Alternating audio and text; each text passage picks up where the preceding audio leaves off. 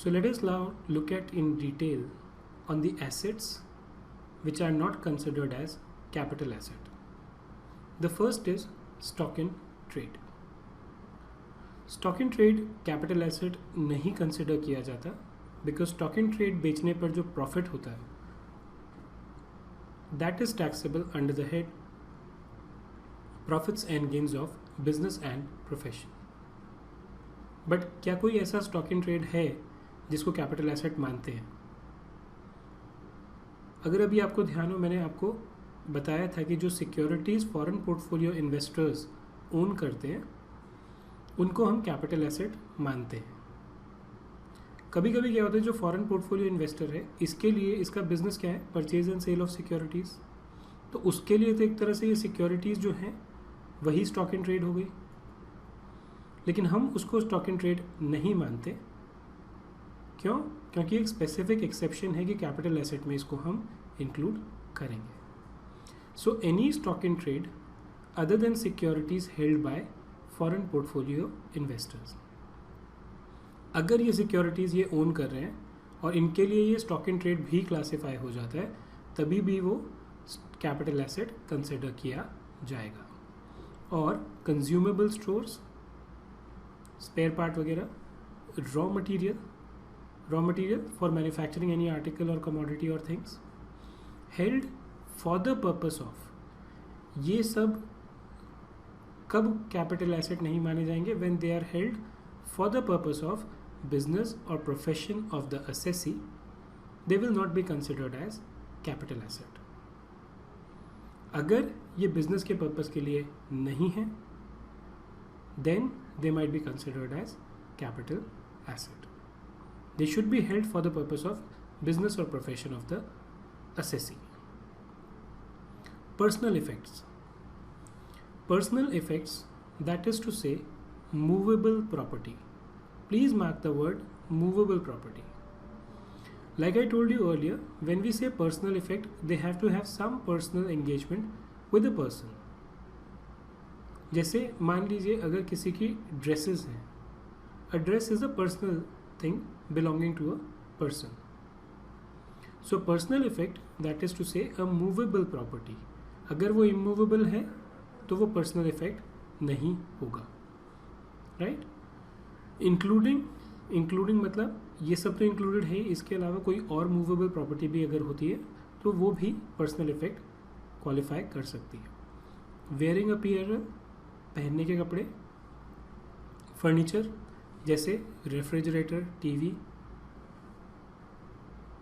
ये सब भी मूवेबल प्रॉपर्टी में क्वालिफाई करते हैं. बट इसके अलावा furniture held for personal use. अगर आप इसको पर्सनल यूज़ के लिए रखते हैं, ऐसा नहीं है कि आपने पूरी फर्नीचर की दुकान बना दी, राइट? आप इसको अगर अपने पर्सनल यूज़ के लिए ले रखा है आपने बाय द असेसी और any member of his family dependent on him. Assessee या तो सेल्फ यूज़ के लिए यूज़ करता हो या फैमिली मेंबर जो कि उसके ऊपर डिपेंडेंट है. अगर दो ब्रदर्स हैं B1 और B2, ये एक दूसरे के ऊपर डिपेंडेंट नहीं है, राइट? B1 के पास कोई पर्सनल इफेक्ट है जो वो B2 को देता है, then it will not qualify as a personal effect. It has to be a person who is a dependent on him, shall not be considered as capital asset. Personal effect covers only movable property and any immovable property held by the assessee would be a capital asset.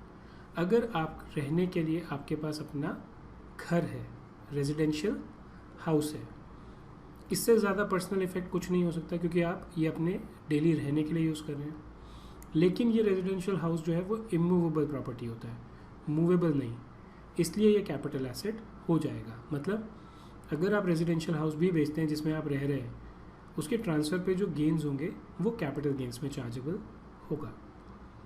For example refrigerator, TV etcetera, these may be treated as personal effects. Following items are excluded from the definition of personal effect. Personal effect में ये सब चीज़ें नहीं आएंगी. Jewellery का क्या मतलब है? Let us look at it. The expression jewellery includes, इसके अलावा भी और चीज़ें हैं जो ज्वेलरी में इंक्लूड हो सकती हैं. Ornaments made of gold, silver, platinum और एनी अदर प्रेशियस मेटल. अगर आपने कुछ ऑर्नामेंट्स बनवाए हुए हैं जैसे बैंगल वगैरह हो गए, जो इनमें से किसी भी चीज़ के बने हुए हैं, वो ज्वेलरी में इंक्लूड होंगे. एनी अलॉय, अलॉय क्या होता है? Alloy is something which is made by mixture of 2 or more metals containing 1 or more of such precious metals. मतलब आपने कहा कि भाई गोल्ड, सिल्वर, प्लैटिनम इंक्लूडेड है, मैं तीनों को मिला के कुछ और बना देता हूँ. नहीं, even that alloy will be considered as jewellery containing 1 or more of such precious metals, whether or not containing any precious or semi-precious stones. अगर आपने इन तीनों को मिला के कुछ बना दिया, वो भी ज्वेलरी में इंक्लूड होगा. ये ज़रूरी नहीं है कि आपने इन तीनों को मिक्स करके मान लीजिए एक रिंग बनाई. आप ये नहीं कह सकते क्योंकि रिंग में कोई प्रेशियस स्टोन नहीं है इसलिए ये रिंग जो है ज्वेलरी में काउंट नहीं होगी. नहीं, वो भी ज्वेलरी में काउंट होगी. वेदर नॉट वर्कड और स्यून इनटू एनी वेयरिंग अपैरल. इनको मिला के आपने अगर कोई अलॉय बनाया है, ज़रूरी नहीं है कि वो किसी कपड़ों में लगा होना चाहिए तभी वो ज्वेलरी क्वालिफाई करेगा. नहीं, स्टैंड अलोन बेसिस पे भी वो ज्वेलरी में क्वांटिफाई हो सकता है. प्रेशियस और सेमी प्रेशियस स्टोन, वेदर और not set in any furniture, utensil और अदर आर्टिकल, वर्कड और sewn into any wearing apparel. कोई भी स्टोन अगर है वो क्वालिफाई करेगा एज अ ज्वेलरी. ज़रूरी नहीं है कि वो किसी फर्नीचर में आपने लगा रखा हो, किसी बर्तन में लगा रखा हो, किसी और आर्टिकल में लगाया हो, या it should be a part of a wearing apparel. No, even on a standalone basis they can qualify as jewelry. So jewelry is excluded from personal effect, which means that all these are capital asset. Archaeological collections, drawings, आज की date में drawings is a capital asset. बहुत जगह आपने देखा होगा कि there are auctions which are done in which drawings from some painter command a price of even 100, 200, 500, even 1000 crores. Right? Paintings, sculptures, or any work of art. The aforesaid item will be treated as capital assets. Now, assets which are not considered as capital asset also include rural agricultural land. Now, when you talk about rural agricultural land, there could be two kinds of land which are rural or urban, even though both of them could be agricultural land. So, land could be agricultural or non-agricultural. Within agricultural, there could be rural, there could be non-rural or urban, as you may call it. It is only the capital gains arising on this land which are not considered as a capital asset, which means इनको बेचने पे जो capital gain होता है, that is not chargeable to tax under the head capital gain. Only rural agricultural land in India is excluded from the definition of capital asset. Urban agricultural land would be treated as a capital asset, and capital gain will arise on the sale of urban agricultural land. Now, when we talk about agricultural land, there are two factors which needs to be considered to see whether it will be a rural agricultural land or an urban agricultural land. One is वो किसके jurisdiction में fall करता है, right? Is it within the jurisdiction of a municipality? Second is अगर नहीं करता है तो उसका म्यूनिसिपैलिटी से एरियल डिस्टेंस कितना है. अगर वो स्पेसिफाइड ज्यूरिसडिक्शन या म्यूनिसिपैलिटी में फॉल करता है तो वो एग्रीकल्चरल लैंड हो सकता है डायरेक्टली. अगर नहीं करता है तो डिपेंडिंग ऑन द पॉपुलेशन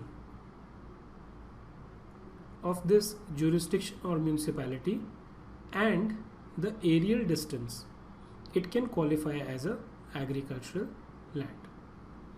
मतलब पहला क्राइटेरिया है कि इसकी पॉपुलेशन क्या है, दूसरा क्राइटेरिया है कि अगर इसकी पॉपुलेशन एक गिवन नंबर है तो इसका एरियल डिस्टेंस जो है उस लैंड का वो म्यूनिसिपैलिटी से कितना है। इन दोनों के कुछ कॉम्बिनेशन अगर फॉल करते हैं, उस केसेस में जो लैंड है वो एग्रीकल्चरल लैंड क्वालिफाई कर सकते।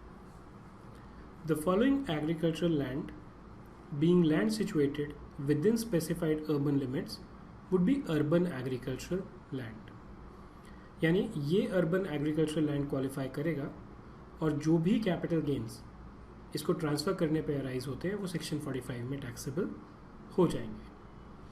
Agricultural land situated in any area within the jurisdiction of a municipality or a cantonment board having a population of not less than 10,000 according to the last preceding census. Census क्या होता है? बार बार government जो है एक census करवाती है जिसमें वो देखती है कि पॉपुलेशन कितनी है। अगर जो लास्ट सेंसस है, जो पब्लिश डेटा है, उसके हिसाब से एक म्यूनिसिपैलिटी या कंटोनमेंट बोर्ड है which is having a population of not less than 10,000, right. अगर उसकी पॉपुलेशन इतनी नहीं है तो कोई भी एग्रीकल्चरल लैंड जो उसके जुरिस्डिक्शन में फॉल करता है that will B N urban agricultural land. मतलब क्या हुआ कि अगर कोई म्यूनिसिपैलिटी है जहाँ पे पॉपुलेशन 9999 है, उसके जुरिस्डिक्शन में अगर कोई एग्रीकल्चरल लैंड सिचुएटेड है तो that will be a rural agricultural land. Second, agricultural land situated in any area within such distance from the local limits of a municipality or a cantonment board measured aerially as shown hereunder. एक municipality है, इसका jurisdiction मान लीजिए ये चारों lines हैं, यहाँ पर एक लैंड का पीस है। अगर आप एरियल डिस्टेंस मेजर करते हैं इस म्यूनिसिपैलिटी से इस लैंड का, और वो डिस्टेंस जो है इस कॉलम के अंदर फॉल करता है, इस म्यूनिसिपैलिटी की पॉपुलेशन इसके हिसाब से होती है, then it will qualify as a urban agricultural land. Population of municipality or cantonment board, shortest aerial distance from the local limits of municipality or cantonment board. अगर population 10,001 से लेके 1 लाख तक है, means it is more than 10,000 but not exceeding 1 lakh. Shortest aerial distance 2 kilometers or less. अगर population 1,01 से 10 लाख तक है 6 kilometre और लेस, अगर मोर देन 10 लाख है तो 8 किलोमीटर और लेस। मतलब इसका मतलब क्या हुआ, अगर इस म्यूनिसिपैलिटी की पॉपुलेशन 1 में फॉल करती है तो कोई भी जो लैंड जो with in this area of municipality है वो अर्बन एग्रीकल्चरल लैंड हो जाएगा। फॉर एग्जांपल, अगर इसकी पॉपुलेशन 50,000 है तो any area which is with in 2 kilometers or less of this municipality will qualify as a urban agricultural land.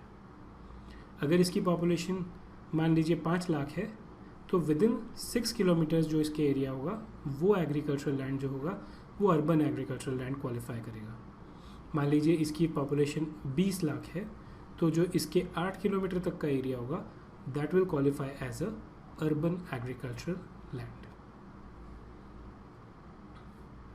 Then in addition to this, certain specified gold bonds, 6.5% gold bonds 1977 or 7% gold bonds 1980 or national defense bonds, special bearer bonds 1991 issued by the central government or the gold deposit bonds issued under the gold deposit scheme 1999 or deposit certificate issued under gold monetization scheme 2015 notified by the central government will not be considered as a capital asset, which means if there is a transfer of any of these three, the gains arising from that will not be chargeable to tax under the head capital gains. Now there is one small thing जो हम लोग वैसे तो discuss कर ली but फिर भी एक बारी देखना बनता है कि there is no exemption under section 10 on urban agricultural land. Section 10(1) में जो एग्जेम्प्ट इनकम से डील करता है, एग्रीकल्चरल इनकम जो है वो एग्जेम्प्ट है इनकम टैक्स से।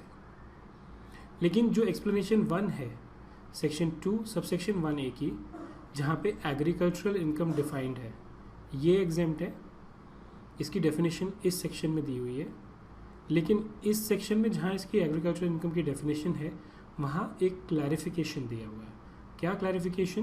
कि capital gains arising from urban agricultural land would not be treated as agricultural income. मतलब अगर आप ये बोलेंगे मैंने agricultural land, urban agricultural land बेचा, उसमें कैपिटल गेन है, वो मेरी एग्रीकल्चरल इनकम है, उसको आप 10(1) में एग्जेम्प्ट करो, वो स्पेसिफिकली एक्सक्लूडेड है एग्रीकल्चरल इनकम की डेफिनेशन से, which means that such capital gain is not exempt under section 10(1) and would be chargeable to tax under section 45.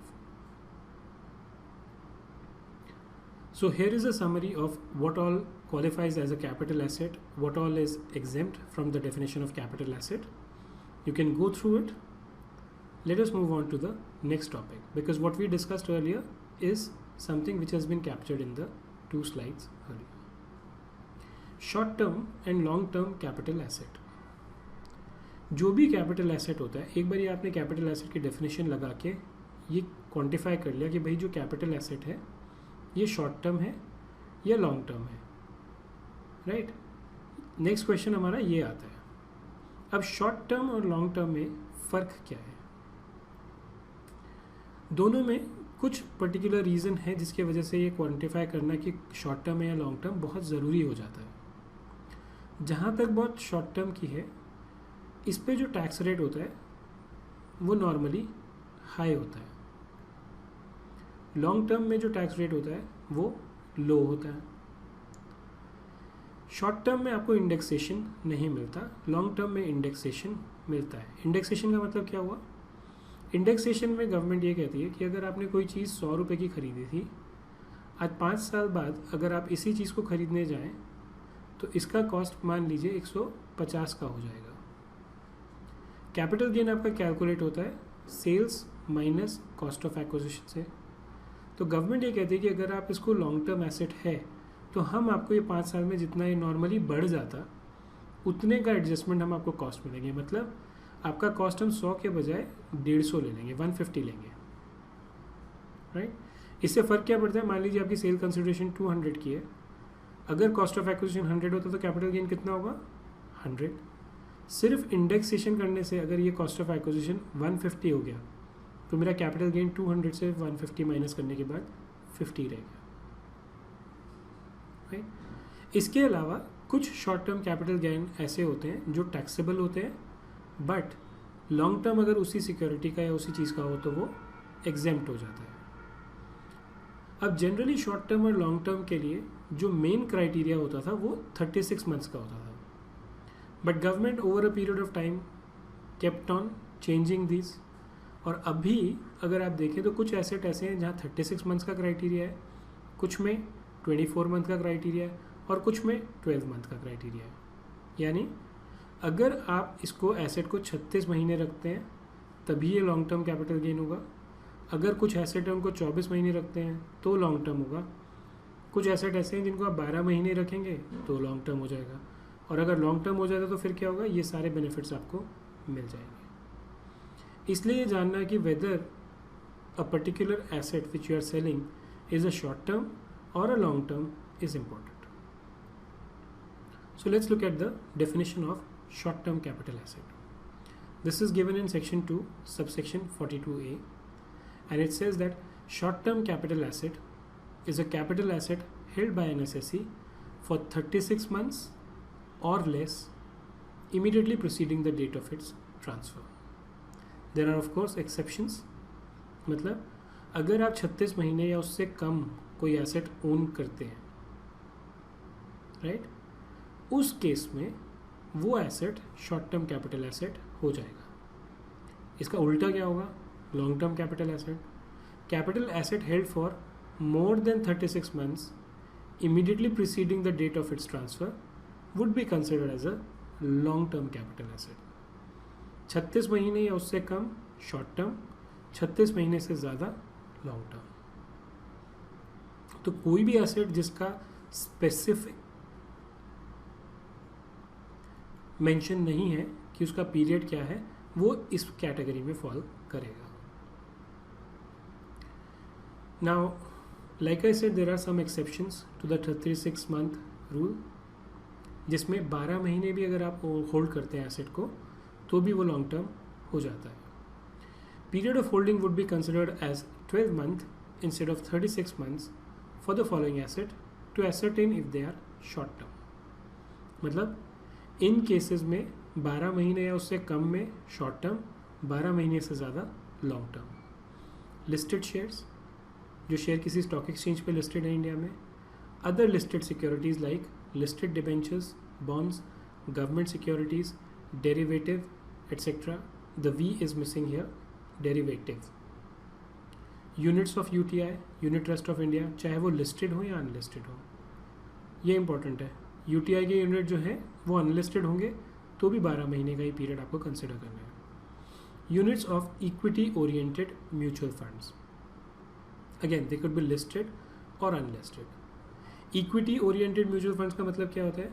Mutual fund जो होते हैं वो आपके दो तरह से हो सकते हैं.